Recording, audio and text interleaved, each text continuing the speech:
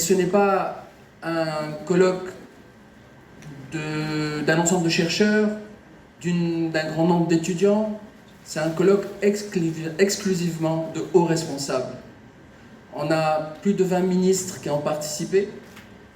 Nous avons des présidents d'université, des recteurs, des chanceliers venant de cinquantaine de pays. Nous avons des hauts responsables administratifs dans les ministères, dans les grands laboratoires de recherche, et puis quelques étudiants représentatifs élus par leurs pairs qui représentent les étudiants leaders francophones. Et donc une assistance de haut niveau, et encore une fois, tous nos remerciements pour votre participation active, malgré les difficultés du moment qu'on a souvent soulignées. Nous avons aussi des temps forts statutaires. Nous avons pu renouveler notre conseil d'administration pour les 4 prochaines années. Un conseil d'administration, comme vous le savez, décomposé en 2 parties. Une partie gouvernementale qui a été choisie en coordination avec l'OIF il y a quelques mois, et les représentants étaient présents parmi nous. Et puis les représentants universitaires qui ont été élus pendant cette semaine. Et nous avons pu les rencontrer et nous avons pu, comme vous le savez, organiser le premier conseil d'administration pendant la semaine, ici en présentiel, ce qui est une très belle réalisation. Je voudrais aussi signaler que le taux de participation aux élections a dépassé 80% des inscrits, ce qui témoigne d'un engagement très important, avec une participation très haute, aussi bien dans les régions où il y avait de la concurrence, c'est-à-dire beaucoup plus de candidats que de places élues, que même les régions où il y avait une seule candidature par rapport aux places.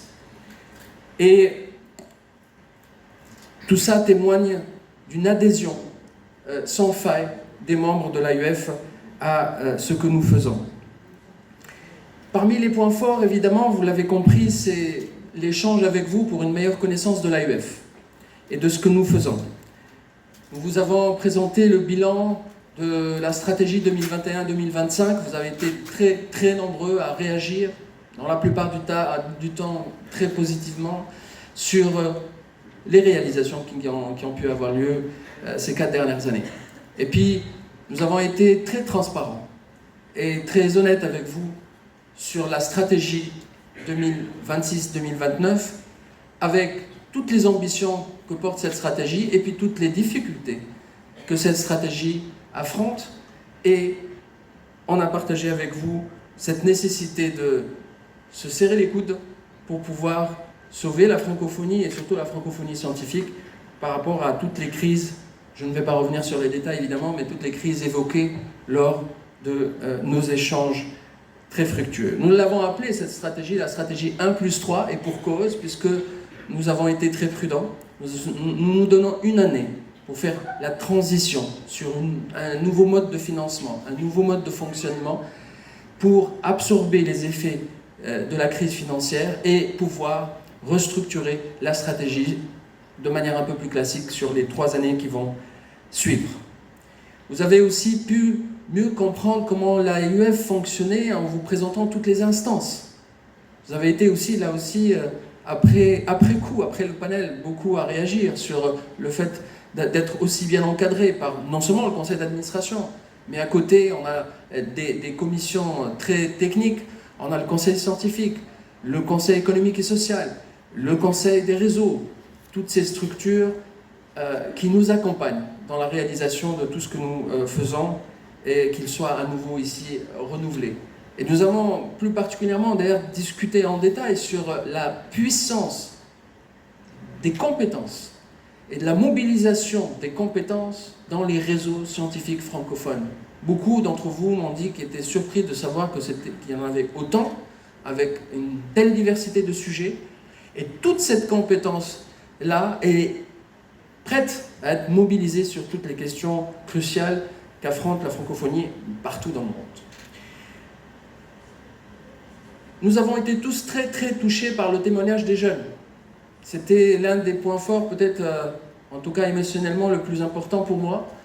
C'était ces témoignages incroyables de jeunes, disons, les conséquences de l'expérience qu'ils ont pu avoir dans les activités qu'ils ont pu faire avec l'AUF, et c'est sans doute ce qui nous touche le plus.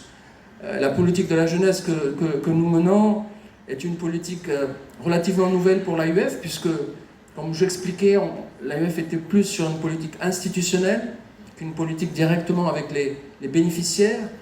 Et ce changement stratégique que nous avons opéré suite à la consultation qui nous a indiqué ce chemin, les résultats sont là puisqu'on a une adhésion nouvelle de jeunes qui commençaient à se détourner de la francophonie, qui ne voyaient pas l'intérêt de la francophonie, notamment pour leur internationalisation, pour leur carrière, je dirais, en tout cas pour leur avenir globalement. Et bien aujourd'hui, on commence à avoir un noyau de leaders, je prononce bien le mot en anglais exprès, de gens qui vont influencer l'opinion publique petit à petit pour changer la donne et changer l'image du français pour les prochaines années comme une des langues internationales sur laquelle on peut compter, notamment pour les belles carrières que ces jeunes, auxquelles ces jeunes aspirent. Et peut-être le point le plus fort dans cette politique pour la jeunesse et dans cette meilleure connaissance de l'AUF, c'est le lancement officiel de PIMEF, en tout cas la partie opérationnelle, puisqu'après la validation de son lancement l'année dernière lors du sommet de Paris-Villers-Cotterêts, après nous avons pu discuter de son concept lors de la conférence ministérielle d'il y a un an à Toulouse, nous avons travaillé toute l'année pour opérationnaliser. Et vous le savez, la phase pilote a été lancée ici, il y a 2 jours, avec 123 universités et 40 nationalités. Donc c'était un démarrage quand même en chapeau de roue, comment on dit sur les chapeaux de roue d'universités. Mais nous allons le faire grâce à vous, grâce à cette adhésion, à cet engagement que vous avez montré à l'égard d'un programme de mobilité destiné et dédié exclusivement à l'espace francophone, tant attendu depuis des années et qui va devenir une réalité. Nous avons évoqué la question lors de la conférence ministérielle sur la pérennité de ce programme, parce qu'évidemment, si on n'arrive pas à trouver un modèle de financement à long terme, ça restera un petit projet, ou ça peut faire quelques promotions et puis s'arrêter rapidement. Ce n'est pas l'objectif. L'objectif, c'est vraiment de pérenniser et d'avoir un accompagnement à long terme de cette jeunesse qui, elle, pourra changer la vision de la francophonie réellement et la porter pour les prochaines années. Donc, le PIMEF est un des outils essentiels pour passer le flambeau à la jeunesse. Vous l'avez dit et vous y êtes d'accord, j'en suis sûr, parce qu'on en a largement discuté.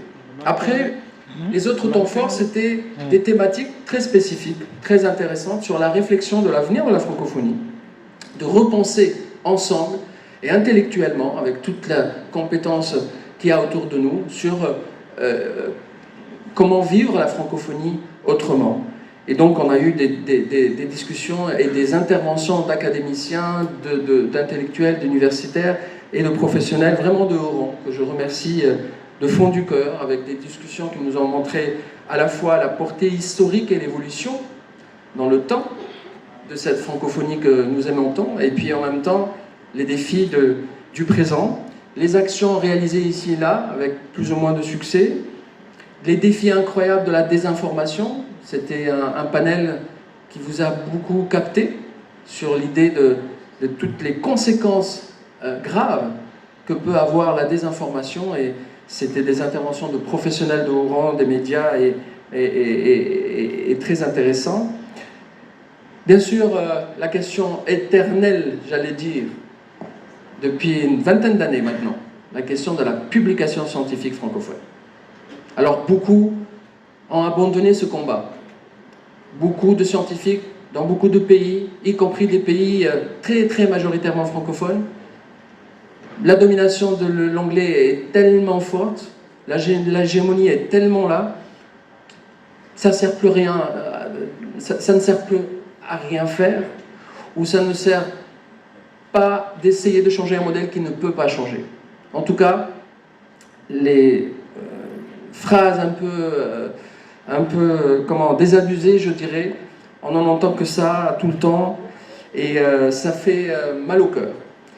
Mais d'entendre des gens qui sont embarqués avec nous sur l'idée qu'on peut faire autrement, c'est lent, c'est compliqué, c'est une approche systémique, mais il est absolument possible de faire autrement. Et nous avons commencé à parler d'une création d'un label francophone des revues scientifiques.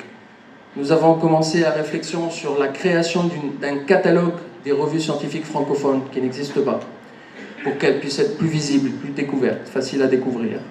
Nous avons aussi commencé à travailler sur un manifeste, sur la feuille de route qui fera que la publication scientifique francophone retrouvera toute sa place. Et beaucoup d'autres actions comme ça, très concrètes. On n'est pas du tout dans les déclaratifs ou simplement dans des plaidoyers, mais plus dans des actions très concrètes pour changer la donne et encourager les jeunes chercheurs à publier en français, à côté des autres langues, bien entendu. Nous sommes toujours dans la publication multilingue, l'approche est multilingue, tous nos pays ont d'autres langues nationales, d'autres langues internationales reconnues, d'autres langues aussi pour les sciences. Il ne s'agit pas de remplacer une langue par une autre, quelle qu'elle soit, il s'agit de multiplier la diversité de la pensée intellectuelle à travers la diversité linguistique pour la production scientifique. C'est bien la question qui nous a animés. Et puis la question de l'emploi des jeunes. Alors vous en avez beaucoup parlé, on vous a rattrapé tout à l'heure sur le panel sur l'entrepreneuriat et l'insertion professionnelle. L'AUF essaye de faire beaucoup de choses, mais nous avons besoin vraiment de l'engagement de tout le monde, parce que c'est un chantier extrêmement important, et vous le savez, on le vit, ce paradoxe dans l'espace francophone, entre d'un côté un manque de compétences dans beaucoup de secteurs très spécifiques, où même les entreprises qui veulent recruter parfois ne trouvent pas les compétences par rapport au profil qu'ils cherchent, et en même temps un grand chômage de ceux qui portent déjà un diplôme universitaire, qui ont déjà fini leurs études. Et donc ce décalage pose réellement un vrai problème, et c'est la motivation essentielle pour nous de pouvoir avoir toute une politique de réinsertion professionnelle, de changement de curricula et tout ce qui peut se faire par rapport à l'accompagnement. Tout de suite, vous l'avez vu, nous avons terminé en beauté avec l'Afrique. Quelles conclusions peut-on donner sur l'avenir de l'Afrique, notamment l'avenir scientifique de l'Afrique? C'est à la fois le constat de l'énormité des défis. Alors, ce qui est bien en Afrique, c'est qu'il y a aujourd'hui une prise de conscience et une analyse plus lucide de la situation telle qu'elle est. C'est déjà un pas très important. Et puis en même temps, beaucoup de pistes d'espoir pour faire les choses autrement. Et toute l'intelligence entre la synergie entre une souveraineté qui ne se veut pas un refermement sur soi, mais une prise en main, et en même temps une belle ouverture internationale qui permet d'avoir une autre vision du développement par les sciences et le savoir.